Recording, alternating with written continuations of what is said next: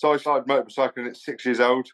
I just fell in love with them straight away. That sense of freedom, the adrenaline buzz that you get, the fact that they make you happy. Bad days, I went out on them to clear my head. If I had things on my mind I need to think about, I went out on them. And just times when you just wanted to be free and live. Passion of mine was I've always loved the older bikes and always wanted to go into business. And my love for them, my passion was so strong that it was something that I just couldn't say no to. Mid 2021, brand new bike. We went out to bike night. On the way home, split second, changed my life forever. I went to overtake a van and they decided they wanted to change lanes and trapped me in the bike, trapped my leg, and then flipped the whole bike over. Flew 40 feet through the air. The consultants reckon with the calculations that I ended up hitting the deck at 130 miles an hour. And then I had a head anaesthetist that stopped, bless him. He kept my airways open. And then from there, ambulance obviously come and got me, resuscitated twice. Once in the ambulance, once when I got to the hospital. And I was in such a bad way, they just put me straight into an induced coma. Told my family that I didn't have the strength to pull through. They didn't think I had the strength for any of the operations. So they left me there for 4 days. My chest operation was my main one. I shattered the whole left of my rib cage and they had to take a third of my left lung. So that ended up being, I think, 22 hours operation in the end. Must have been horrible for my family. And then from there, they started patching my leg up, major damage to my tibia, my fibia. I broke my left knee, my lower back, my pelvis, which I'd shattered in 5 places. I had no recollection of the accident. I had such a bad brain injury, not being able to file things properly, things just spinning around my head. I had no recollection until probably 10, 12 weeks after. Yeah, just so surreal. It was just so hard to believe. I felt in pain, but not as bad as they were saying. And that denial carried on for probably the first 12, 18 months. Completely convinced I was going to walk again. Completely convinced that if I put the effort in, my leg would be fine. But everything would be fine, really. Yeah, so Derriford Hospital, obviously, were full at that time. It was COVID. So they were looking to move me. They ended up sending me to the little community hospital. I was in a wheelchair at this point, but still struggling to get out of bed on my own, using the commode. I wasn't seeing any consultants. I wasn't seeing any physios. And it was a 26-week waiting list for the community care. I was watching patients pass away in the same ward, and it was just something I couldn't stand. So I spoke to the matron of the ward and said to her, "You've got to get me out of here. I've got my wheelchair, I've got my bag, and I'll push myself out if I have to, but I'd rather work with you." And yeah, so they worked with me in the end. Left hospital without a care package. Couldn't go home because I lived a 3-story house and obviously couldn't walk. Friends, they took me in. That was a bit too much for them, so I ended up moving in with my girlfriend at the time. She was a nurse, so she was working 12-hour shifts, a lot of nights. She slept most of the day, so I was trying to get myself up, get myself downstairs, into the wheelchair at the bottom of the stairs, trying to make food, trying to use the crutches. It was chaos with the weight and setting the nerve pain off. So sent me into a battle with my own mental state.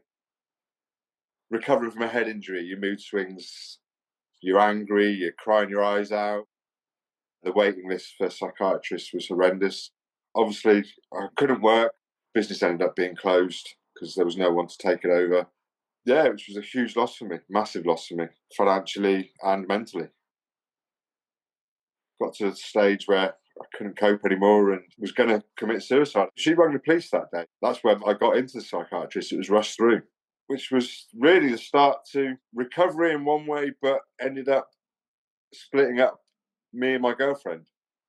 So I ended up in a B&B temporarily, ended up going back home in the end. Real struggle, just trying to get over my mental state, trying to get over the split from my girlfriend, trying to still adapt and cope with my injuries. My psychiatrist at the time was fantastic. She got me under the consultant in the head injury to work out where my problems were, giving me a bit more understanding.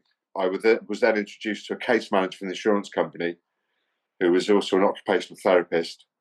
Those two helped with all the support from physios, consultants. The support they give me really got me on the road to self-belief again, building my confidence again, Dorset Orthotics. I went there initially for an amputation. I was fed up with my leg. I'd spoken to amputees and consultants and the people that make the legs. Spoke to a gentleman called Rodri, worked in the army for 30 years with people amputees. And he convinced me that it was worth trying to save it. I was still young enough to do it in 4 or 5 years' time. So I ended up with a reactor brace. So that gave me my freedom back. This was 2024 now. I walked with no crutches. I didn't have to worry about a wheelchair. I didn't have to use my scooter. And it was a new lease of life. It really was. Then I got introduced to the Bike Experience, which is a charity that helps disabled riders get back into riding safely. So they got me on a bike, which was something I never believed I could do again. The Bike Experience took me to Silverstone. First of all, they bring out a little 125 with big wings that go down, so you can't fall off it. And from there, you've progressed up onto an 850. And I was full bore. I'd got the pegs down, scraping. And yeah, they said, when was the last time I was on a bike? It was 4 years ago. And they were in disbelief as well. So my recovery has been a massive battle. Without certain people along my way, the anaesthetist at stopped, kept my airways open, my physician and my case manager. Through Dorset Orthotics, I got introduced to Day One Trauma Support, who then give me an opportunity to talk to peer support people to help with my mental side, to show me what people are capable of, how far they've got, even though we've got those battles ahead of us. I feel really lucky to have had those people behind me, which is one of the reasons why my new challenge in life is try and raise money for Day One Trauma Support, the Bike Experience, and the National Association for Disabled Bikers. I'm going to be leaving from Plymouth through France. I'm going up the Pyrenees, into Andorra, down into Barcelona, right the way through the centre of Spain, into Portugal.